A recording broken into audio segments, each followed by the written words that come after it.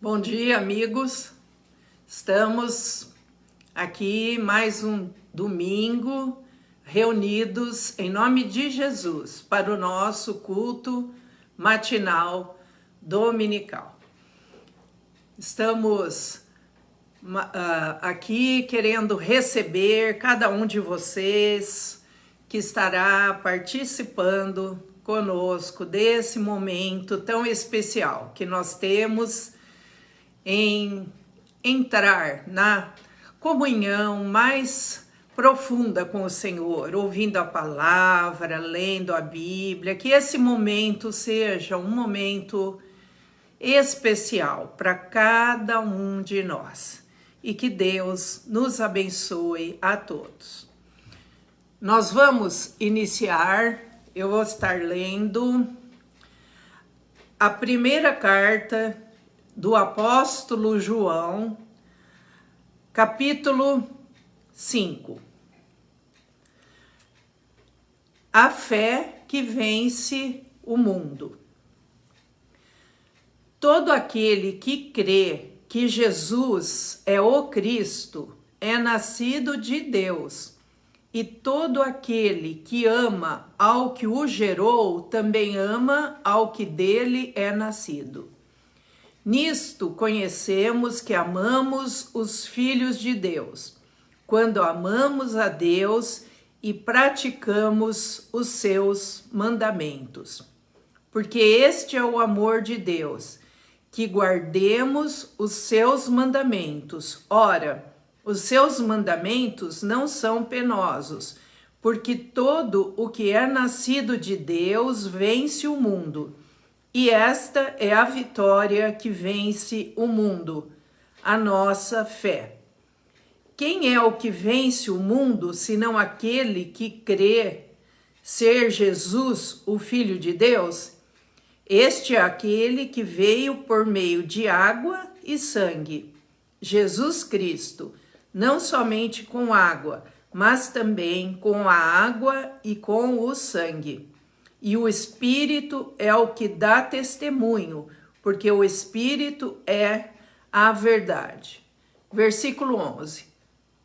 E o testemunho é este, que Deus nos deu a vida eterna, e esta vida está no seu Filho. Aquele que tem o Filho tem a vida. Aquele que não tem o Filho de Deus não tem a vida. Estas coisas vos escrevi a fim de saberdes que tendes a vida eterna, a vós outros que credes em o nome do Filho de Deus. E esta é a confiança que temos para com ele, que se pedirmos alguma coisa segundo a sua vontade, ele nos ouve. E se sabemos que ele nos ouve quanto ao que lhe pedimos, estamos certos de que obtemos os pedidos que lhe temos feito. Eu li 1 João, capítulo 5, até o versículo 15. Então, se nós cremos no Filho, se nós temos o Filho de Deus como nosso Senhor, nosso Salvador, nós temos a vida eterna. E essa tem que ser a nossa certeza. E se pedirmos alguma coisa em seu nome, segundo a sua vontade, ele nos ouvirá. Então agora nós vamos estar orando e colocando realmente de Deus as nossas necessidades, os nossos pedidos segundo a vontade de Deus. Porque se nós temos os filhos, nós cumprimos os mandamentos e os nossos pedidos serão de acordo com a vontade de Deus e não pedidos egoístas para o nosso próprio bel prazer. Senhor nosso Deus, nosso Pai, nós te louvamos, te agradecemos por mais esse domingo e mais esse momento de culto que estamos mais em comunhão contigo, te louvando, buscando mais ao Senhor nosso Deus. Ó Senhor, fortalece a nossa fé e que a cada dia nós possamos ter mais certeza da vida eterna que está no teu Filho Jesus Cristo, em quem nós cremos, em quem nós confiamos e a quem depositamos a nossa vida, a nossa esperança. Fortalece, Senhor, a nossa fé, que é a fé que vence o mundo. E com essa fé nós seremos mais do que vencedores. Ó Senhor, queremos colocar os nossos pedidos, as nossas necessidades, que o Senhor esteja nos respondendo segundo a tua vontade, Senhor. Estenda as tuas mãos, recebe a oração dos teus filhos, onde quer que eles estejam, Pai, passando por situações difíceis, por tribulações. Estenda a tua mão e envia, Senhor, a tua resposta. Nós queremos mais e mais confiar no Senhor, nosso Deus, nosso Pai e Pai do nosso Senhor, Jesus Cristo. Pedimos agora, Senhor, a tua bênção sobre a palavra que vamos ouvir, que o Senhor abra a nossa mente, o nosso entendimento, abençoa o Michel, derrama sobre ele a tua unção e que ele fale aquilo que provém do Senhor. Abençoa cada um que está conosco, cada um que vai ouvir mais tarde. Abre o entendimento, a mente, o coração. Nós te louvamos, Senhor. Obrigada, Senhor, por tudo, por mais uma semana que passamos, pela tua graça, pelo teu amor, pelos livramentos que o Senhor tem nos concedido a cada dia e o teu maravilhoso perdão. Fica, Senhor, conosco, dá-nos a tua bênção, em nome de Jesus. Amém. Amém.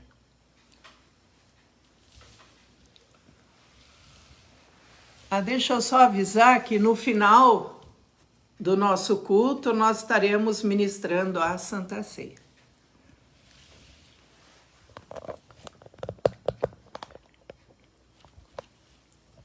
Bom dia, irmãos, bom dia, irmãs.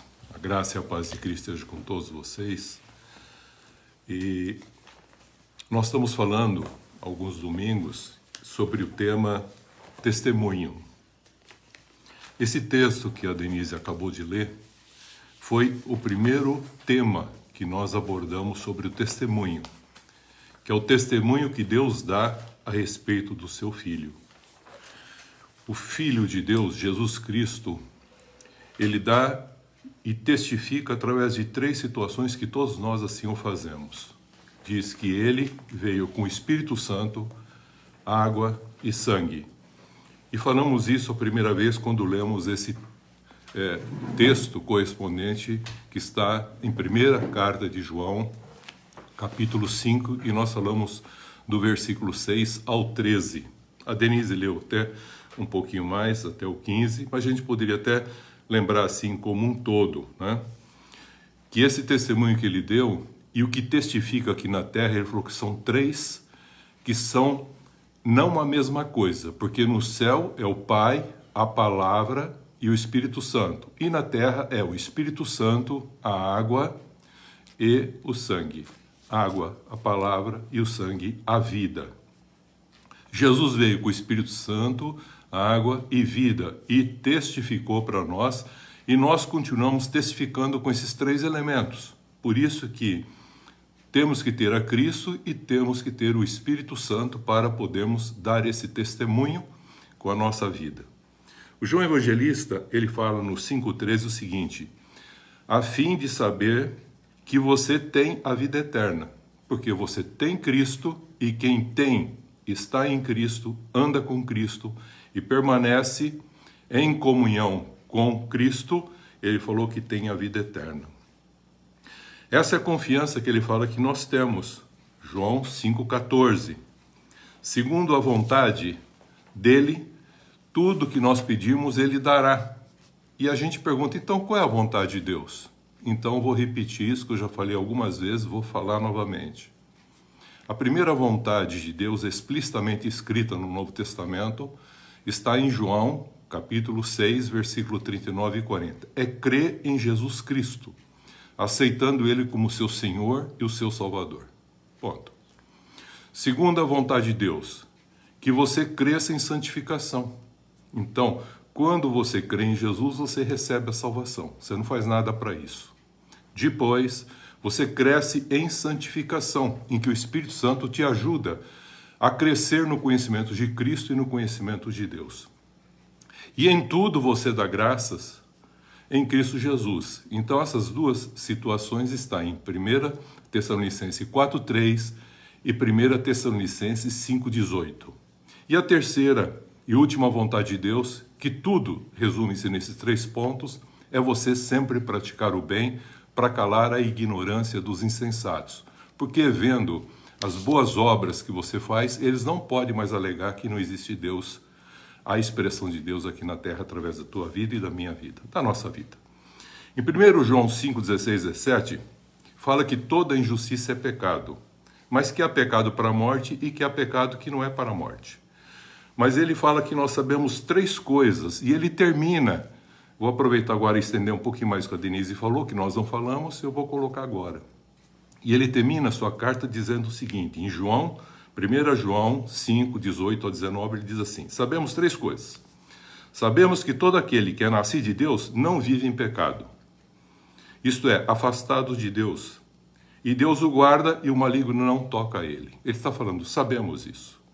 Segundo, sabemos que nós somos de Deus e que o mundo em que nós ainda vivemos está no maligno e que nós somos agora pessoas, como igreja, a expressar esse Deus de uma forma santa e em santificação. Também sabemos que o Filho de Deus é vindo, já sabemos isso, e nos tem dado entendimento para estarmos em Cristo. Se nós estamos em Cristo, nós somos uma nova criatura e Cristo agora passa a ser a expressão da nossa vida para mostrarmos a presença de Deus onde nós nos encontramos. Então nós somos o espelho, o reflexo desse contexto. O segundo estudo, a segunda reflexão que nós fizemos foi a respeito que nós falamos do testemunho que os discípulos deram uns aos outros. No primeiro dia da ressurreição, no domingo, logo de manhã, Jesus aparece para Maria Madalena. Depois, ela fala, os apóstolos, o Pedro e João, correm até o túmulo e vem o túmulo vazio. Depois, os 2 discípulos de Emaús, caminhando, têm a revelação de Jesus. E Jesus ficou com eles até o entardecer, quando partiu o pão e eles passaram a conhecer que era Jesus, voltaram correndo onde estavam os discípulos, e os discípulos estavam reunidos numa casa no final da tarde do primeiro dia da semana, no domingo. Todos reunidos, porta fechada, e diz, com medo dos judeus. Falamos isso a semana passada.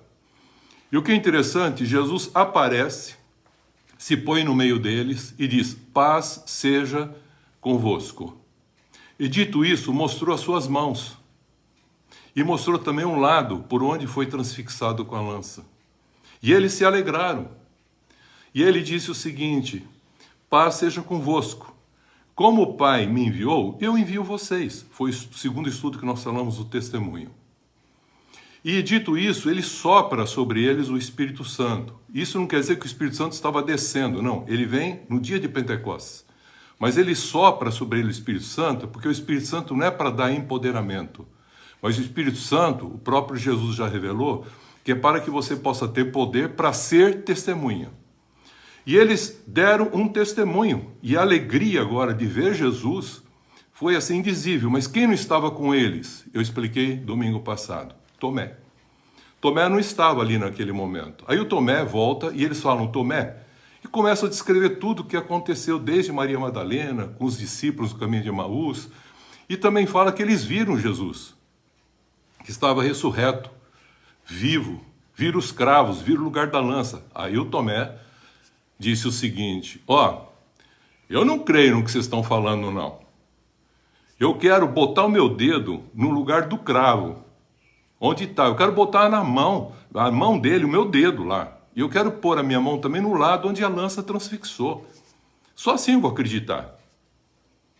E ele disse apenas isso. Então eles receberam o Espírito Santo para ser testemunha. E deram testemunha entre eles. E um falava para o outro as grandezas do que cada um estava participando, vendo, presenciando a respeito da revelação da ressurreição de Jesus, que agora se apresentava vivo e glorificado para toda a eternidade. E o que é mais interessante é que 8 dias depois, estavam eles de novo todos reunidos no mesmo lugar.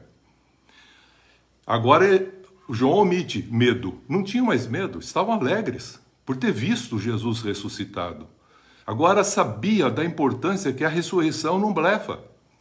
Que ao morrermos, nós vamos ter o contexto da ressurreição. Esse corpo vai ser ressuscitado. Porque Jesus assim mostrou e falou, e assim o será. E o que aconteceu? Jesus entra de novo nessa casa, ele omite o medo, mas diz, as portas ainda estavam trancadas. E o Tomé estava junto hoje, nesse bloco, 8 dias depois. Aí ele diz, paz seja convosco, pela 3ª vez. Imediatamente, ele não fala com mais nada e com ninguém. Ele vira e fala para Tomé, Tomé, eis aqui minha mão, toca o teu dedo.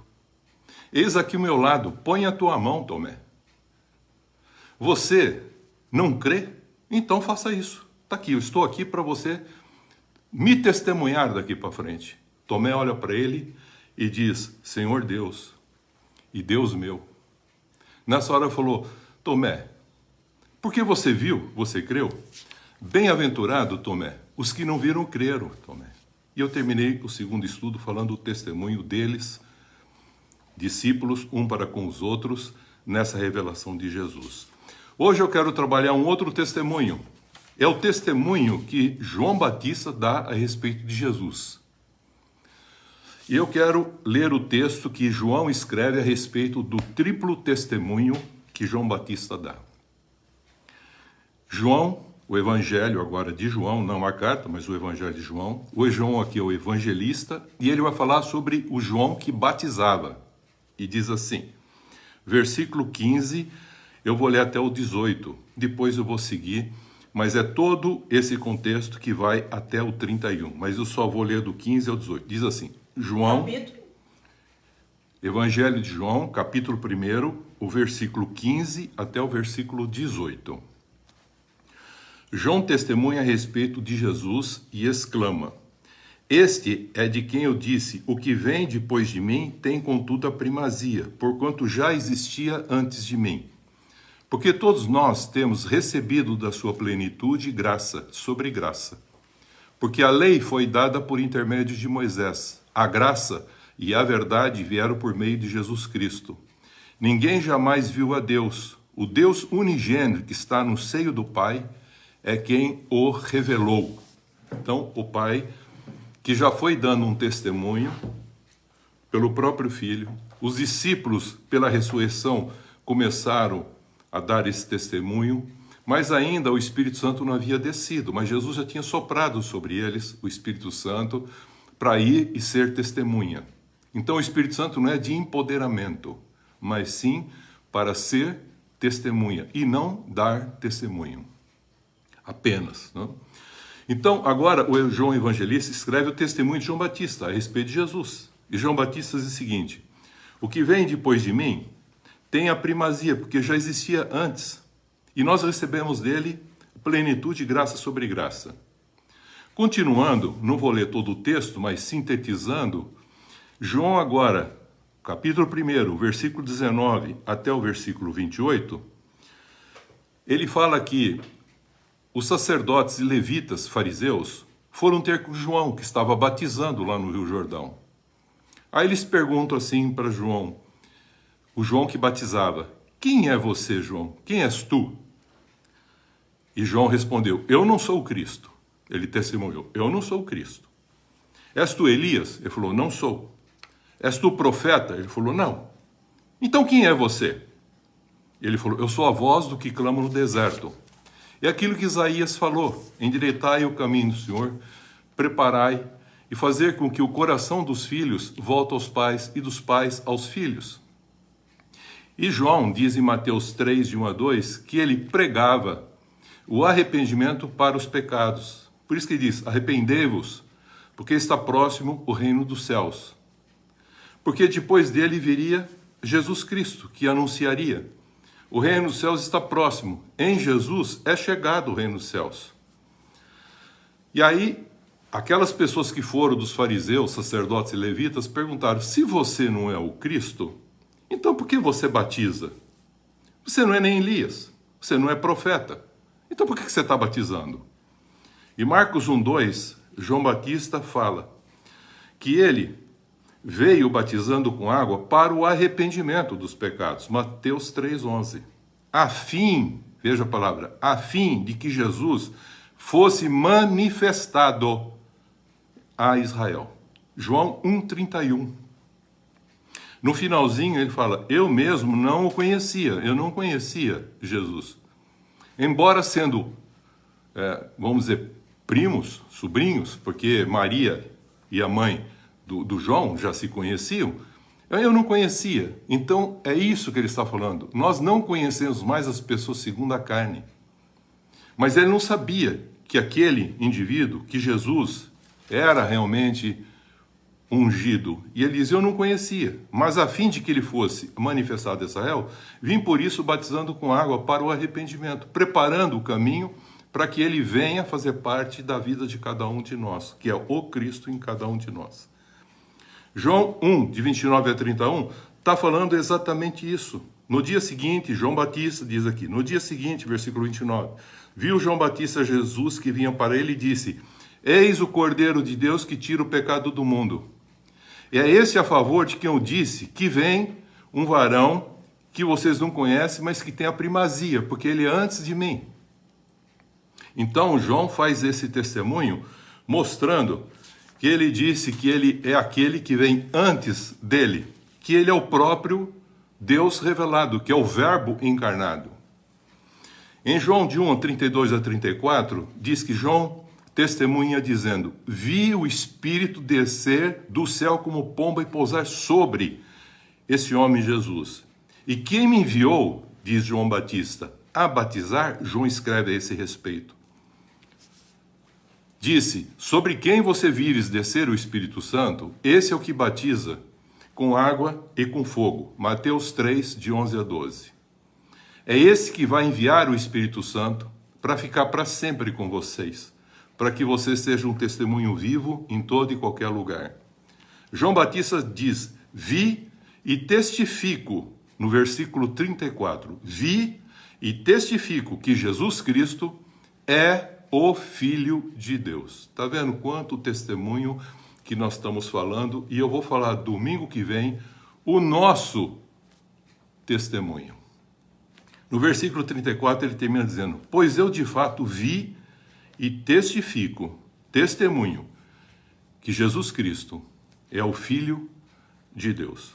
Mateus 11, queridos, de 7 a 15, principalmente depois a gente vai destacar o versículo 11, Jesus também dá testemunho do próprio João Batista.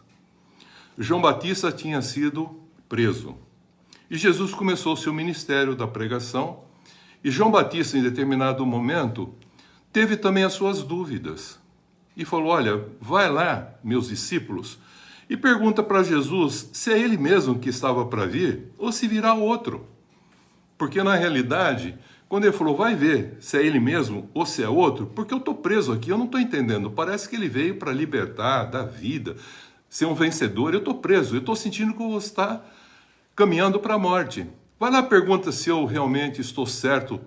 Aí os discípulos foram com Jesus, diz lá em Mateus 11, ter lá com Jesus. E Jesus falou: vem aqui, veja o que eu estou fazendo, veja as pessoas, os que não veem estão vendo, os que estão mortos estão ressuscitando, aqueles que estão paralíticos estão andando. E assim ele foi mostrando e falou: vai e fala para João o que vocês estão vendo, e fala e testificam esse testemunho para ele o que vocês estão vendo. Os discípulos voltaram e você vê que João, recebendo essa informação, ele acabou ficando tranquilo e em paz.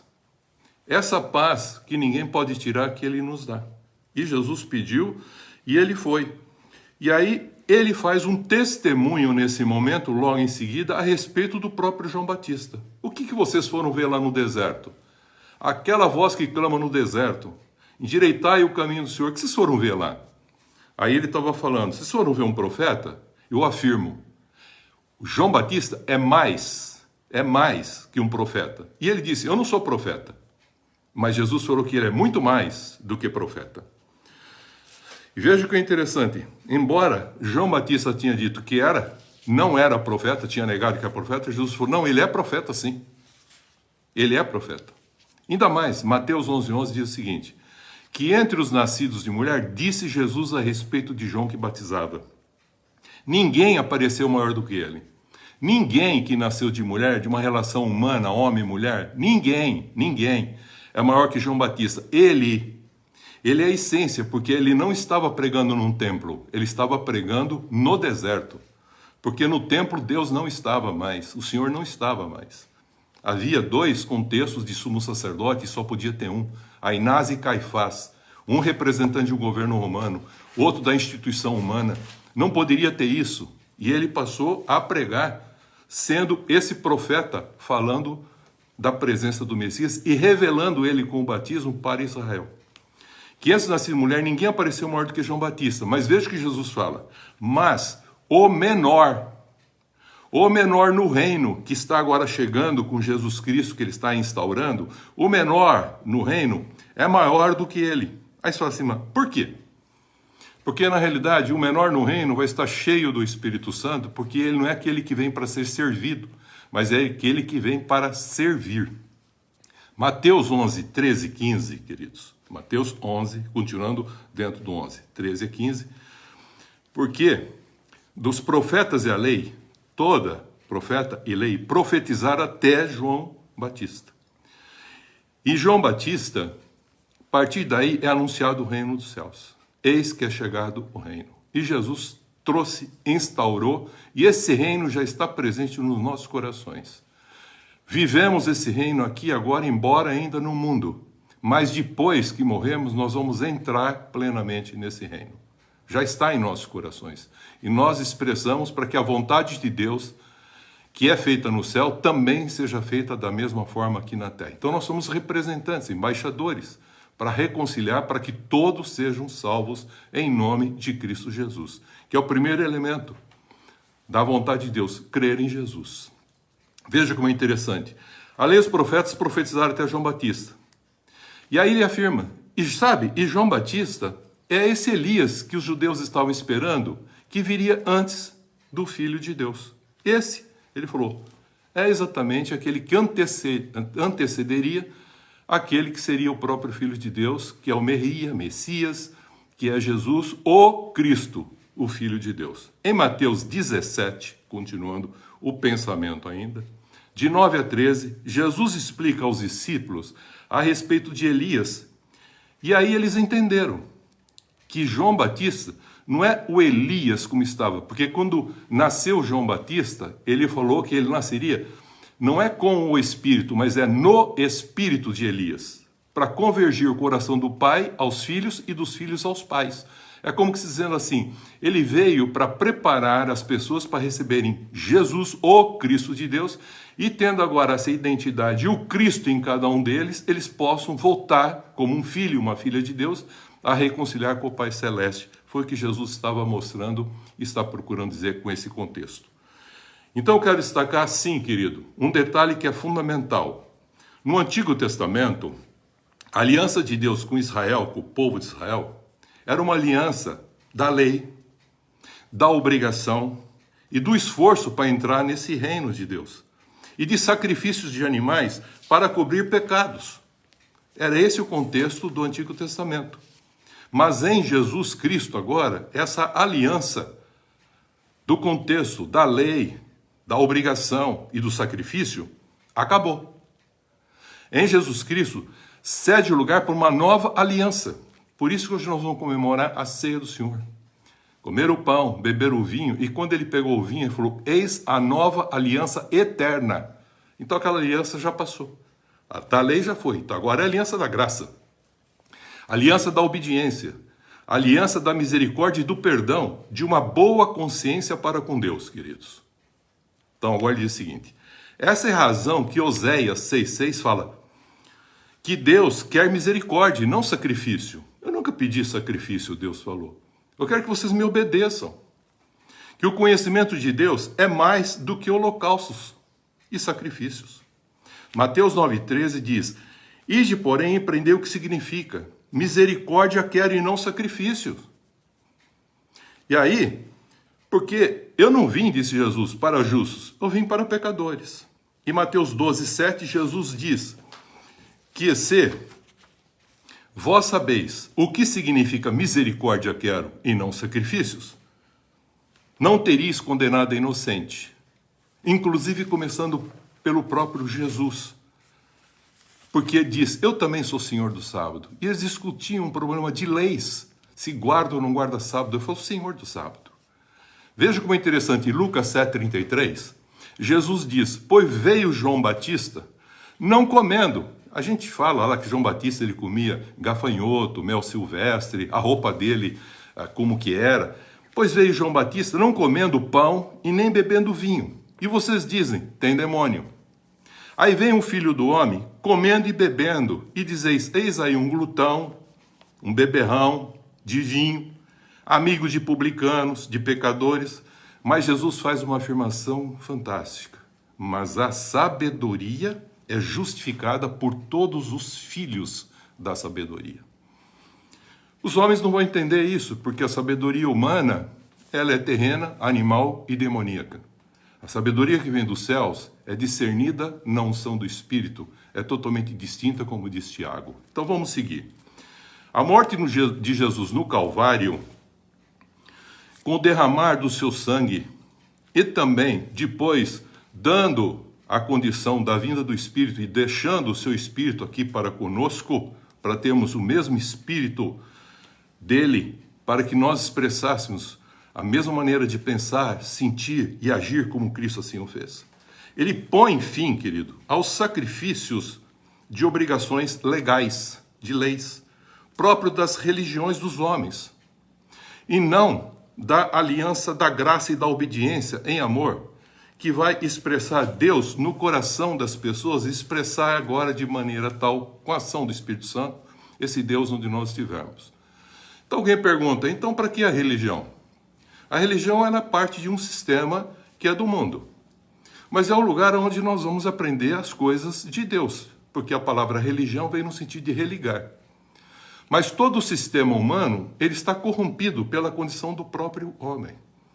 Mas a religião é um elemento que foi colocado para religar o homem com Deus. Daí a palavra religião. Mas não está religando. Ela acaba sendo dominada pelos homens com seus interesses e acabam fazendo com que os homens, em lugar de estar religados com Deus, acabam partindo para a idolatria ou afastamento. Então vou conceituar aqui rapidamente o que é religião. Tem alguns conceitos que eu acho esse conceito assim muito interessante. Religião, diz assim, é um conjunto de leis e obrigações. Você pode ver, toda vez que você entra num sistema religioso, tem leis e obrigações a serem cumpridas. De crenças e práticas a serem realizadas. De doutrinas e rituais que são necessários para que você possa ter alguma comunicação com o Deus ou com os deuses. De liturgia e culto direcionado a um ser divino ou seres divino, para desenvolver uma relação de troca com esse Deus, de negócio, de comércio. E quem fez isso foi Satanás, querido. De comércio com esse Deus. E Jesus mesmo falou, não faça da casa do Pai, que é casa de oração, casa de negócio, casa de comércio. E por que então vai a um templo? A gente vai a um templo para oferecer sacrifício. E por que vai? É com medo. Tá vendo? Se tem medo, não tem amor, não tem a nova aliança. Ainda está vendo a velha aliança da obrigação. E aí ele fala, para que você vai? Para poder ser abençoado. E não amaldiçoado pelo divino, ou pela condição do divino. E para que mais? É para ser protegido. E para quê? É para obter os meus interesses. Então fazer uma troquinha. Vou fazer alguma coisa ali para que eu veja se esse Deus eu posso fazer com que ele muda e olha para mim de uma maneira diferente e me dá as coisas que eu quero. E essa tentativa, queridos, repetidas, de práticas religiosas para obter direitos, méritos, privilégios, leva o religioso a se esforçar no seu dogma, que foi construído, montado pela estrutura humana, e a sacrificar, e a se sacrificar, não é nem sacrificar, e a se sacrificar para receber o favor divino, para não ser amaldiçoado, porque não conhece Deus. Reconhece o poder, mas não conhece o amor de Deus. Quem está por trás desse esforço sacrificial humano, queridos, eu quero dizer para você, é a carne do homem. Por isso que Gálatas 5 fala o seguinte: as obras da carne, entre elas, ele fala prostituição, o segundo é idolatria. Então, idolatria a gente pensa que tem relação com o contexto do espírito do homem. Não. A idolatria tem um contexto da carne do homem, que tem os seus interesses para se manter.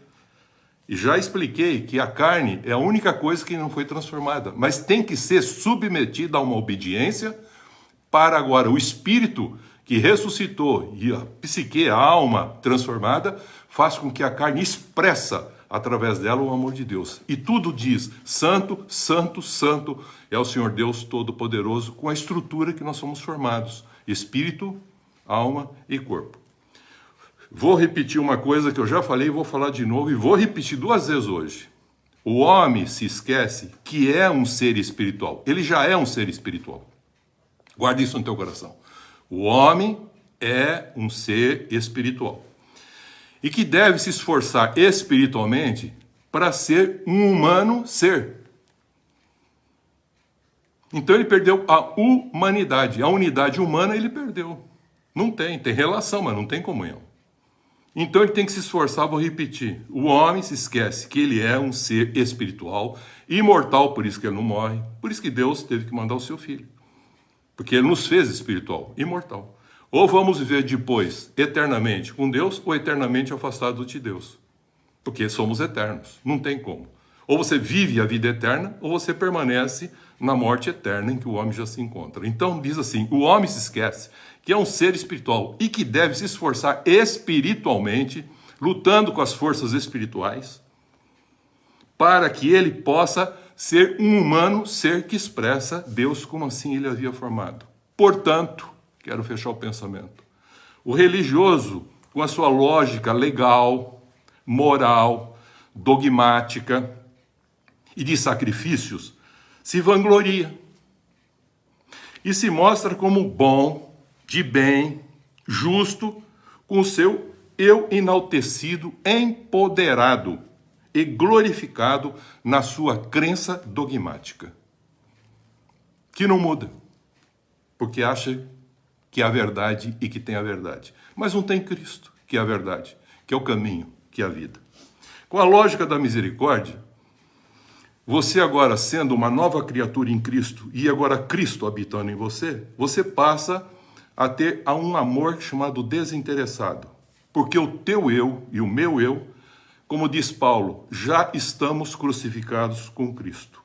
Somos identificados com Cristo para sermos agora de Cristo e não mais como Adão. E também crucificado com Cristo para ter uma nova natureza chamada natureza santa e crescer em santificação. Como um filho e uma filha amada de Deus para expressá-lo com as nossas vidas onde nós estivermos. Então agora o salvo, aquele que aceitou Jesus Cristo e recebeu a salvação, é o salvo, que saiu do mundo, que nasceu de novo. Ele também é santo, porque Jesus na salvação dá tudo isso naquele momento. E o que significa santo? Separado do mundo. E ele cresce agora em quê? Em santificação, com atos de piedade, buscando cada vez mais conhecer Deus. O que são atos de piedade?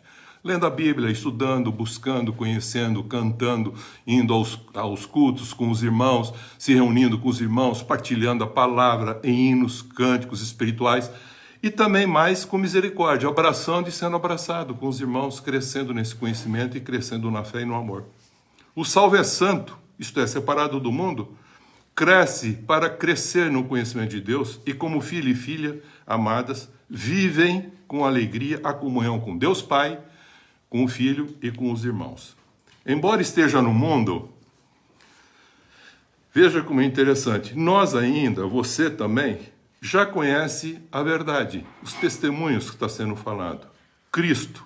E se liberta do mundo e do sistema, do próprio mundo, que é formado pelo contexto econômico, político, social, religioso, veja que é parte do sistema, cultural, de saúde e bélico de poderes. Guiado que tudo isso deveria ser para servir a comunidade e não de empoderar para usurpar a comunidade onde está o sistema. Por isso que é um sistema falido humano. Guiado e orientado agora e consolado pelo Espírito Santo, você cresce em amor ágape e deixa de se, veja a palavra, cobrir com a vergonha, de se esconder com medo, não só de Deus, mas também do próximo, e de transferir a sua culpa ou a culpa que você sente a outrem. Mas você assume a vida de uma maneira plena, com maturidade, como Cristo assumiu, indo até o fim. E agora você não responsabiliza mais ninguém. Você se torna responsável ao amor que você recebeu de Deus para agir na unção do Espírito Santo e não mais para reagir. Eu acredito, queridos, do fundo do meu coração, que muitos cristãos estão convertidos a uma denominação institucional humana, mas não foram convencidos pelo Espírito Santo para entenderem e compreenderem a salvação, a santificação e a comunhão. Isso é muito importante a gente pensar. Quantas vezes você já não viu? Ele não ficou na igreja. Por quê? Ele era apenas um convencido. Se ele fosse convencido e tivesse aberto ao Espírito Santo, ele seria convertido também. E muitos falam, ele era convencido, mas não era convertido. A conversão não é maior do que o convencimento, porque em João diz que o Espírito Santo veio para convencer o homem do pecado, porque não crê em Jesus, da justiça, porque Jesus vai para o Pai e vocês não o veriam mais, e do juízo, porque o príncipe desse mundo já está julgado, mas ainda não está condenado, queridos.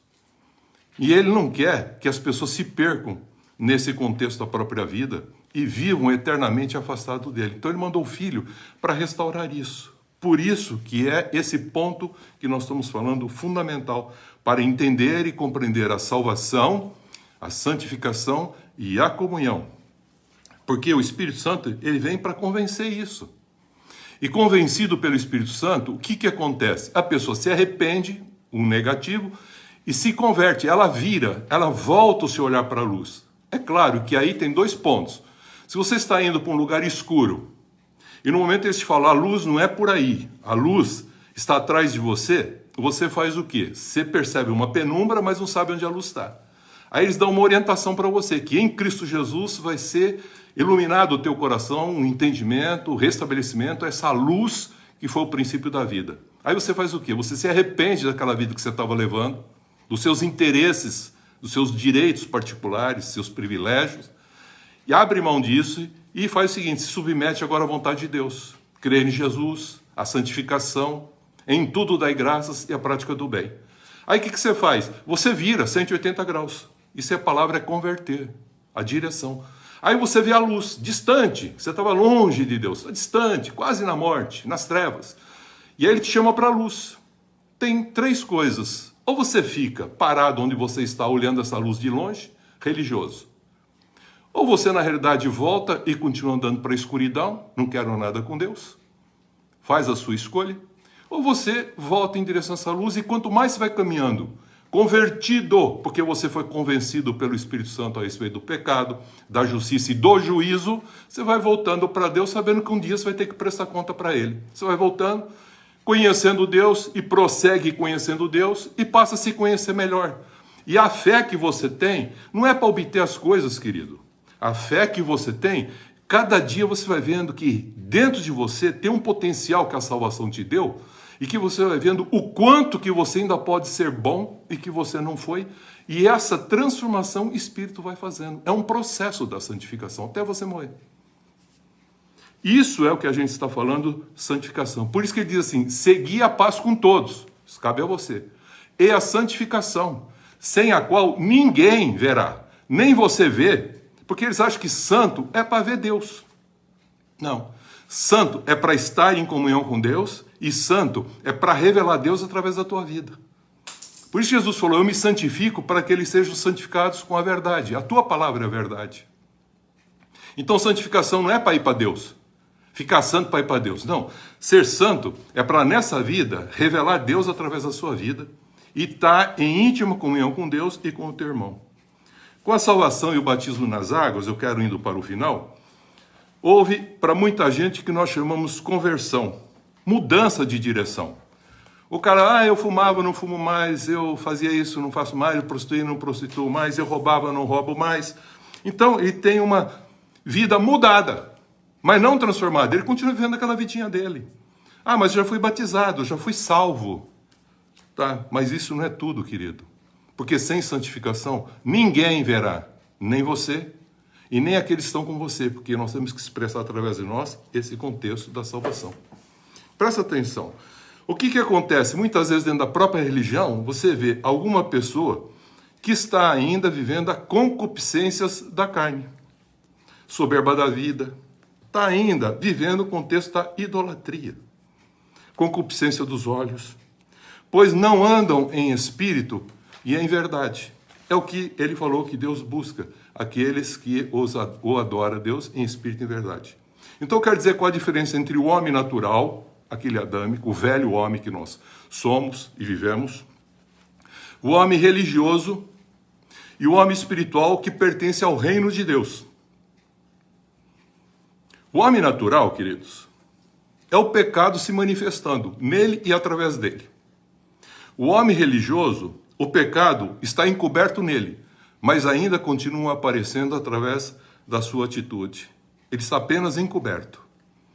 E o homem espiritual, que pertence ao reino de Deus, o pecado desaparece, porque Jesus veio e falou, eis que eu vim tirar o pecado.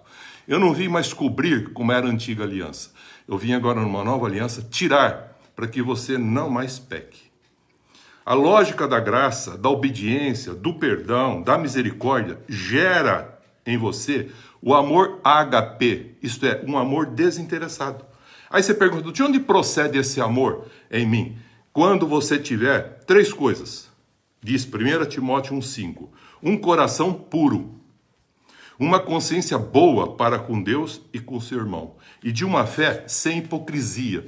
Não é só uma fé professada que crê em Jesus, mas uma fé acrescentada com virtudes, conhecimento para ficar parecido com Cristo, e uma fé que é praticada, que senão toda obra que a gente faz é obra chamada obra morta, porque não fez com amor, graça e com justiça em amor. Como disse Eliú para Jó, quero encerrar dizendo isso para a gente ir para a ceia. No capítulo 35 do livro de Jó. Jó, a sua integridade, e que você acha que integridade é a sua justiça, e que é maior do que a de Deus, quero dizer para você, Jó, que nada que você fizer aqui muda na santidade de Deus. E você também não vai mudar o Deus para fazer do jeito que você quer, fazendo ele ser corrupto, ou tentando comprar ele com alguma coisa que você faça, como se fizesse uma troca. Não vai fazer isso, querido. É para você e para os que estão ao seu redor e que convive com você, o bem ou o mal que você fizer vai estar onde você está. Porque além de fazer o bem, você está, na realidade, revelando o próprio bem, que é Deus. Porque vai revelar o bom. Agora, quando você faz o mal, você está revelando a essência contrária daquilo que é a prática do bem. Então, você está impedindo da pessoa ver o que é bom, que é o próprio Deus, Criador dos céus e da terra e nosso Criador.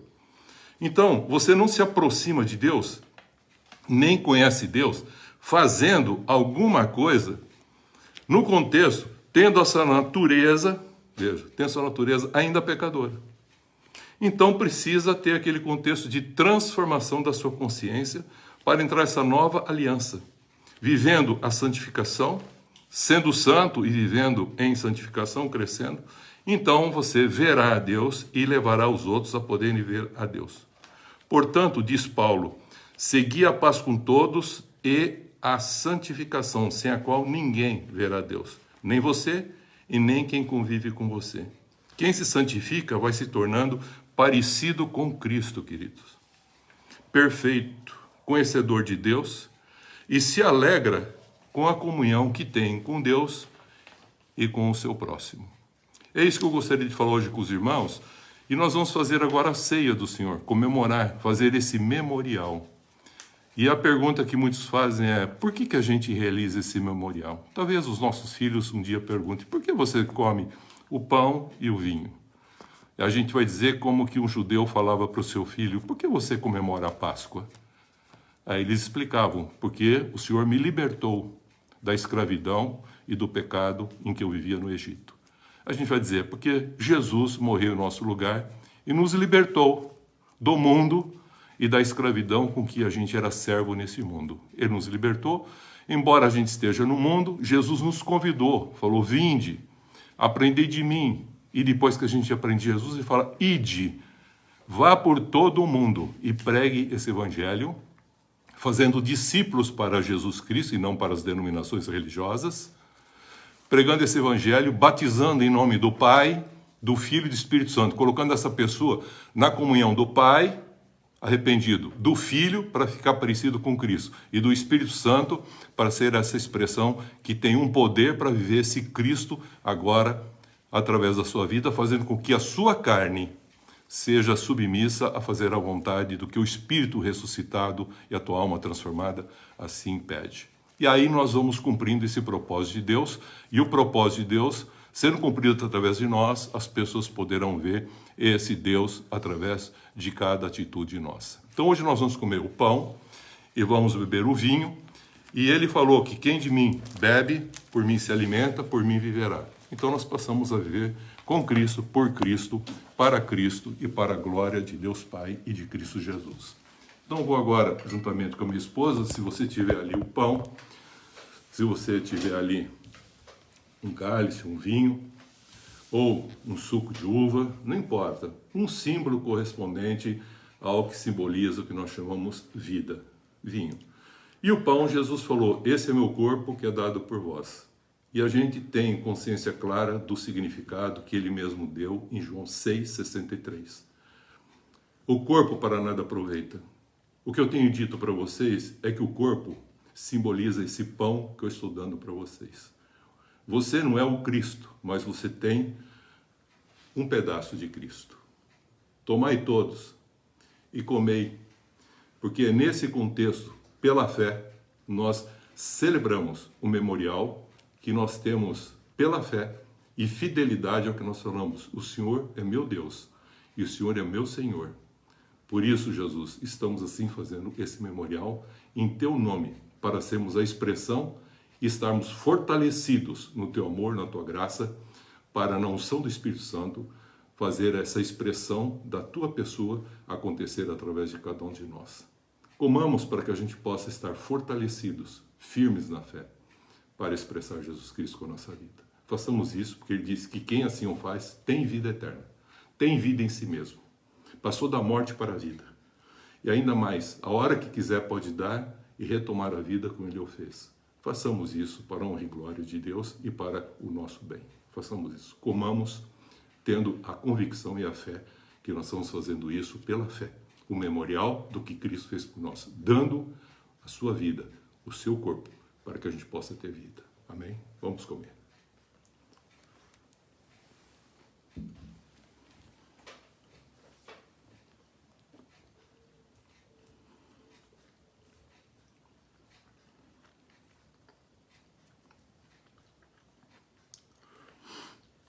Muito bom, queridos. Alimentados assim, com o Espírito de Cristo, com a fé que nós temos e a certeza do que nós estamos fazendo, através desse símbolo, desse contexto pedagógico, que não é um rito, mas é que é uma pedagogia para nós entendermos o que fazemos para lembrar, é um memorial da morte de Cristo. Ele também pegou o cálice, deu aos seus discípulos e disse, tomai todos vós, porque esse é o cálice da nova aliança. Essa aliança que eu falei, aliança na graça, é a aliança da obediência, é a aliança que usa-se do perdão e a misericórdia, e não mais da obrigação daquele contexto da lei do Antigo Testamento.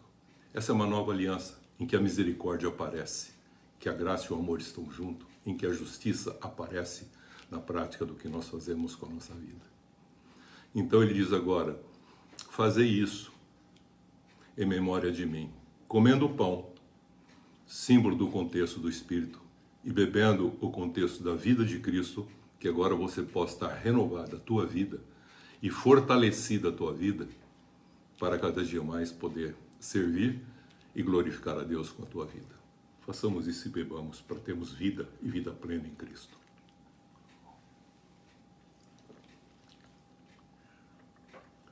Glória a Deus.